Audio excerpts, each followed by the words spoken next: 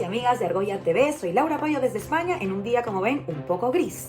Y hoy les quiero hablar de algo que seguro han leído por ahí en algunos medios y también en las redes sociales, que tiene que ver con esta cifra que les voy a dar, que es 20 del 4 del 2020. Suena un poco profético. Pues bueno, el lunes 20 de abril del 2020, o sea, ayer, se registró una caída histórica del barril de petróleo, menos $37, o sea, negativo por barril de petróleo. Y ustedes me dirán, ¿y a mí qué me importa que caiga el precio del barril, que se desplome de hecho? Y yo te diré, bueno, primero sí te importa porque no eres una piedra a la que no le importa lo que está pasando a nivel mundial. Y segundo, porque si algo vamos a aprender también de la pandemia, de la crisis del coronavirus, del COVID-19, es que muchas cosas están entrelazadas y que es necesario ver más allá de nuestras fronteras y por supuesto más allá de nuestras burbujas. Entonces, ¿por qué se cae? ¿Por qué se cae el precio del petróleo? Cuéntanos. Bueno, hay más de una razón. Eso es lo primero que hay que tener claro, ¿ok? Una de ellas, por ejemplo, es que el precio de este recurso, del petróleo, depende mucho de los conflictos geopolíticos. Y les cuento un secreto, hay conflictos geopolíticos. Entonces, hace muchos meses ya el precio del petróleo estaba yendo a la baja. Ahora, obviamente, con la crisis del coronavirus, esto se ha aumentado. Otro factor tiene que ver con que también se acababa el acuerdo de 3 años que tenían de cuotas de producción los países productores de petróleo. Pero como digo, esas dos variables puede parecer que están muy lejos. Pues hay una variable que te va a parecer que está súper cerquita con lo que tú también estás viviendo y que tiene que ver con que la capacidad de almacenamiento de petróleo está en su tope. ¿Y por qué está en su tope? Porque se ha reducido la demanda. Parecen palabras muy técnicas. ¿Por qué se ha reducido la demanda? ¿Acaso tú, yo o cualquiera está viendo por las calles muchos carros conduciéndose en las pistas? No, ¿verdad? Reducción de la demanda. ¿Acaso estamos viendo un montón de vuelos internacionales o nacionales en el espacio aéreo? No, ¿verdad? Reducción de la demanda. Tienen que ver con las medidas que se han implementado para frenar los contagios del COVID-19 y que influyen directamente en la demanda del petróleo. ¿Qué ocurre? Pues, por ejemplo, en Estados Unidos se guarda el petróleo, el crudo como se llama también, en depósitos grandes en Oklahoma y se mantienen ahí para sacarlos a la venta justo cuando se prevé que va a haber un poquito de alza en los precios y sacarse así una platita. En otras palabras, el libre mercado. Pues bueno, ocurre que como hay menos demanda, de pronto estos depósitos donde se guarda el petróleo están a su tope.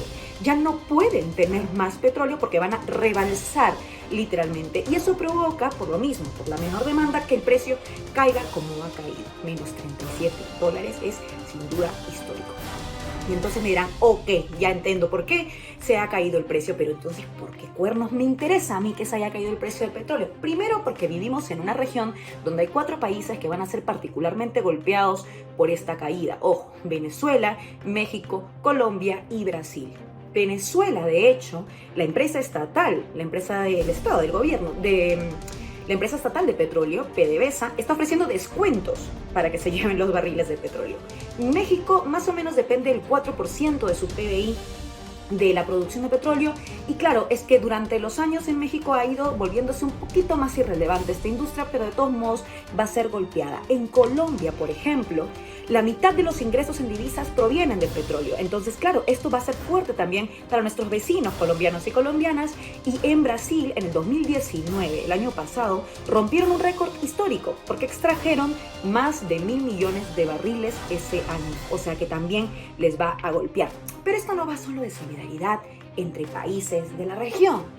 Ojo, si algo ha quedado claro también con el coronavirus que estamos viviendo, es que se han abierto un montón de escenarios a partir de las limitaciones que han quedado evidentes del sistema que vivimos. Estos países que he mencionado sufren en buena cuenta porque son productores y dependen en gran medida de estos ingresos por producir petróleo en un momento en el que necesitas elevar tu gasto social y tu gasto público. En otras palabras, en un momento en que necesitas gastar y pagar que se proteja a los y a las más débiles en una situación de crisis.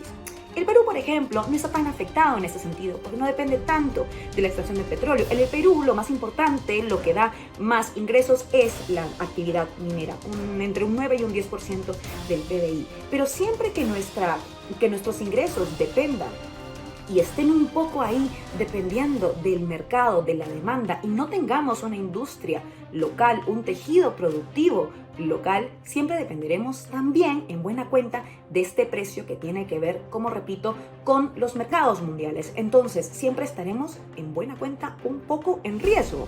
Ese es el detalle. El COVID-19 como crisis nos ha abierto nuevos escenarios porque nos ha enseñado otras emergencias. Hemos hablado ya aquí en otras videocolumnas, por ejemplo, del machismo como una emergencia que golpea a todas las mujeres todos los días. Hemos hablado de la transfobia a raíz de la medida del pico y placa por género que puso Vizcarra y que por suerte reculó algunos días después. Hemos hablado también de la emergencia sanitaria y de cómo urge salud pública para proteger un derecho a todos y a todas. Hoy nos toca hablar también de la emergencia climática, de la emergencia verde, que sirva esta historia, esto que ha ocurrido con el desplome del precio del petróleo, para pensar también en cómo instaurar tejidos productivos e industria verde que sea sostenible en el tiempo. Esta caída del precio del barril de petróleo puede servir justamente para eso. Les quiero dejar 3 rótulos claves que me parece que pueden servir de cara a este horizonte verde al que deberíamos aspirar. 1. Transición ecológica. 2. Soberanía energética. Y 3. Industria local propia y sostenible. Son 3 términos claves que sirven para aprender cuando pase esta pandemia y que con sus matices, sus bajos, sus luces y seguramente más sombras, podamos decir cuando abramos las puertas y construyamos modelos que hayan aprendido de lo que hemos vivido, que sirvió para algo.